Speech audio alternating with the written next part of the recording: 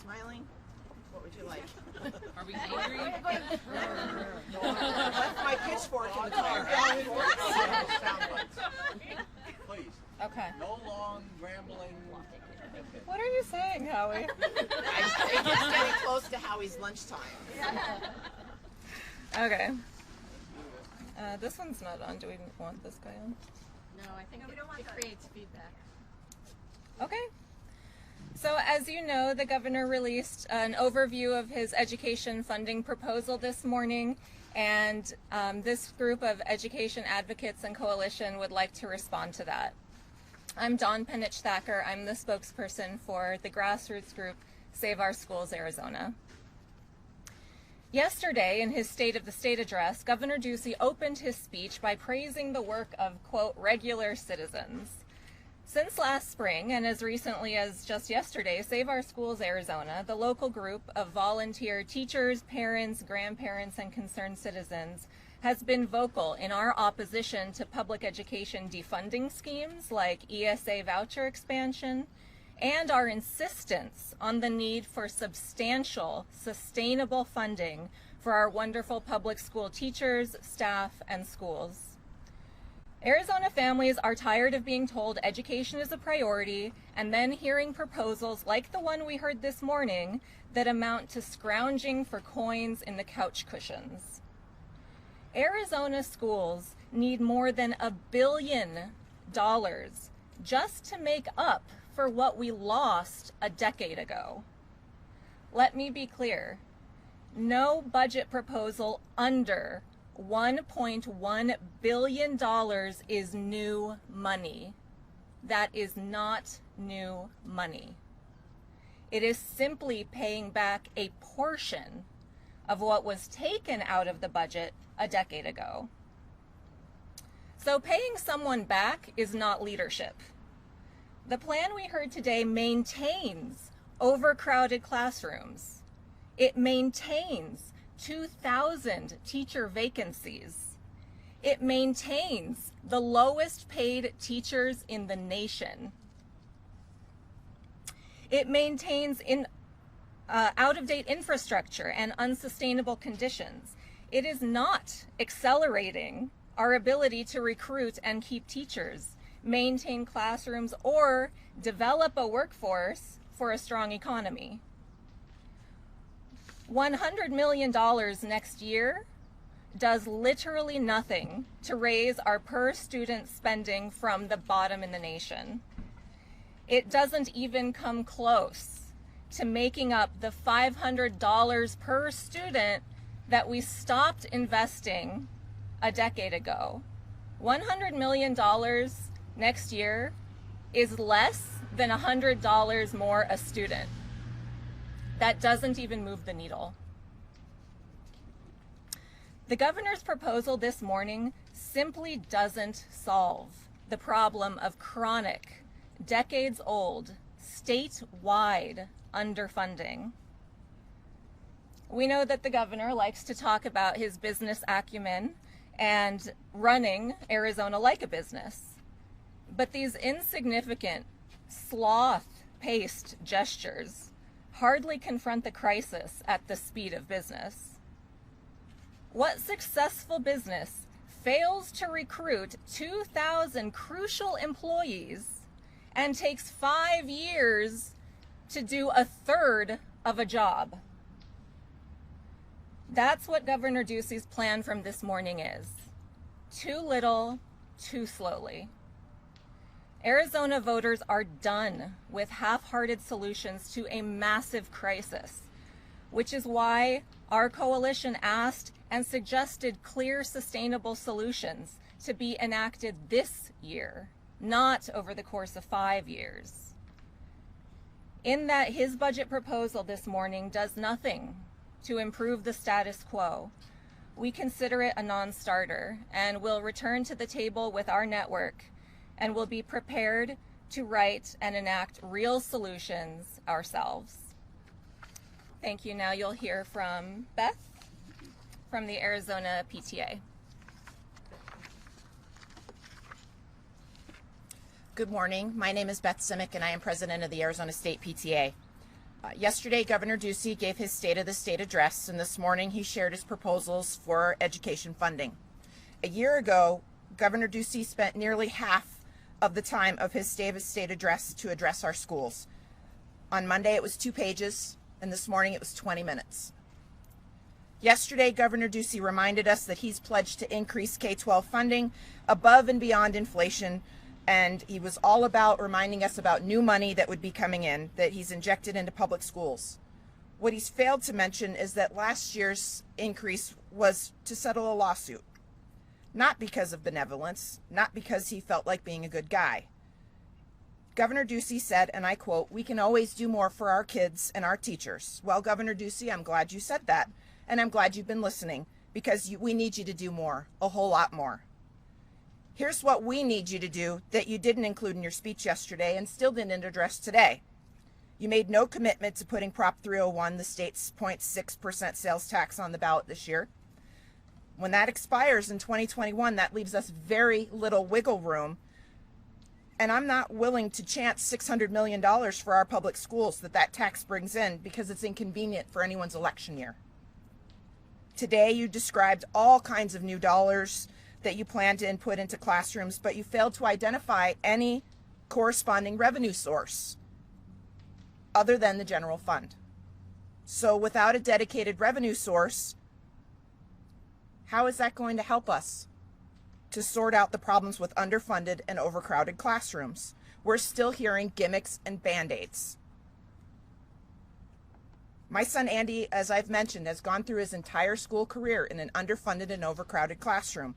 Governor Ducey, you promised him to his face that you would do more. This is your chance to do more. We gave you a menu of options at last week's press conference just a week ago. In case you forgot, here are a few ideas. You could call for a freeze on the not yet phased in corporate tax cuts to schools and save $22 million. Put those toward education. We also called for and requested that you end tax credits for private school tuition. That could save another $150 million. And finally, you could have tossed out the tax credit for public school extracurricular activities and saved another $57 million. And you could have called back hiring all of the laid off tax collectors and auditors from the State Department of Revenue in order to boost compliance and perhaps bring in $70 million into our state.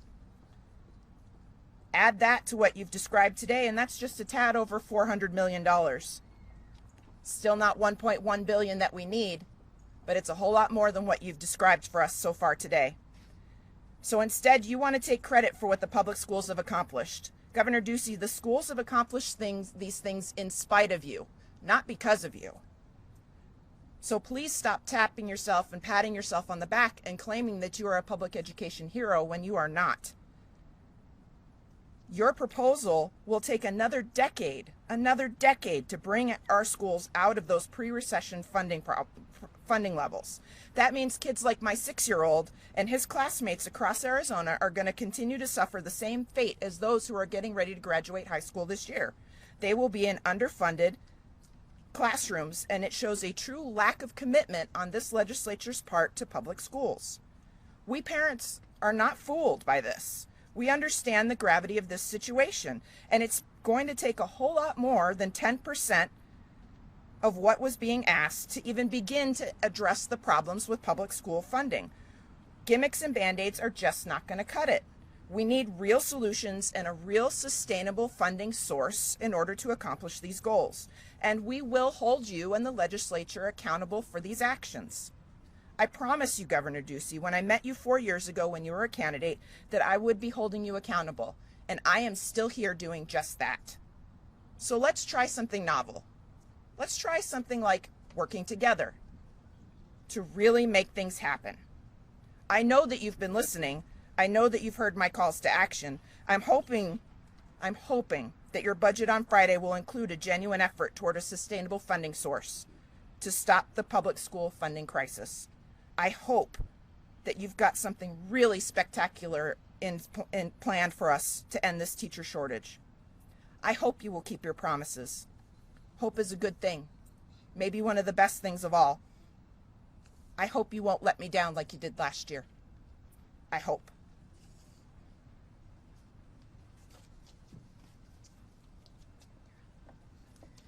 Now we'll hear from Reverend Andy Burnett with the Arizona Interfaith Network. I am Reverend Andy Burnett. I'm with the Clergy Caucus of the Arizona Interfaith Network and also am senior minister at Valley Unitarian Universalist Congregation in Chandler.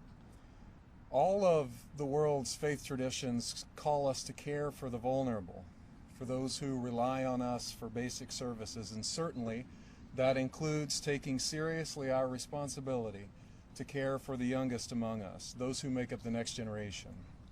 In Arizona, we decided early on in our formation as a state that this stewardship of young life meant that we needed to provide strong public education for every child. Friends, we are a long way from meeting our obligation to the next generation. We have a drastically underfunded education system that has teacher pay so low that teachers are leaving in droves. These are skilled professional people who want to work with Arizona children but who can't afford to stay here, especially when other states reward teachers for hard work with responsible and reasonable pay. If our state wanted to address the travesty of teacher pay in Arizona, we could. But our teacher shortage will not improve without a serious, long-term plan to address the funding inadequacies in our budget. We simply don't have enough revenues to get us back to pre-recession days or move us forward in a meaningful way. We've cut too much and we've added too little. What is proposed now is not even close to what is owed our children. It's estimated that we would need to increase per student funding by $1,000 just to get us back to pre-recession levels, which even then were among the lowest in the nation. The proposal on the table seems to offer less than $100 per student. We can and we must do better. Arizona children every day experience overcrowded classrooms and schools lacking important programs and resources. My children experience this. And this is the bottom line. A pittance will not do, not when billions of dollars are owed to our children. Childhood is such a brief window of time, and we are all stewards of those few years that impact the rest of a person's life. If we continue to underfund public education, we stand to lose a generation of Arizonans. So today we call on our leaders to step up to the state's obligation to our children. Let us take seriously the calling, the privilege of shaping young lives.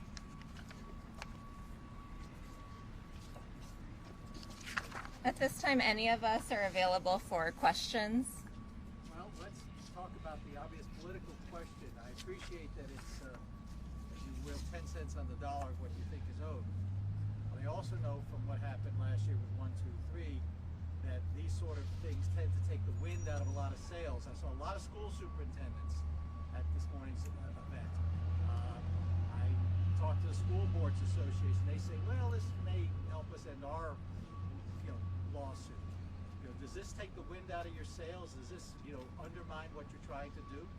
No, absolutely not. I think that when you're a powerful person, you can fill a room with bodies and they will smile and nod, and then when you ask them whether this solves any of their problems, they will and they have and will continue to tell you that it doesn't. We have superintendents behind us, and I would invite you to speak to them as well. As an example, one of our 254 school districts here in Arizona has a $300 million current outstanding debt for capital improvements.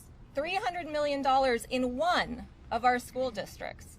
So, sure, the governor can fill a room, but when you flip past the glossy photo op, all of those people will tell you that this does not solve the problems. So where's your superintendent? We have several back here. I'll let you. We have a Gilbert School Board here. School board. I'm sorry. School Board. Sorry, school board. Gilbert a plaintiff in the lawsuit? Not as a district, no. I just want to add to that. The lawsuit continues. The lawsuit is not ending. Restoring district additional assistance in no way resolves the issues in that lawsuit. That will continue. The school board members, AEA, the teachers, the other plaintiffs will continue to fight for what every child deserves. The lawsuit continues. Well, that's not what some of the plaintiffs said this morning. They said they want to see. Okay. Your lawsuit continues. Well, we've been offering the governor lots of suggestions, and we've also been offering to sit down at the table and come up with other solutions. So maybe he'll take us up on that offer, and Friday will be a day of celebration. But here in Arizona, we don't hold our breaths on these things, do we? Thank you. Thank you. No other questions? Great. Thank you all for coming out.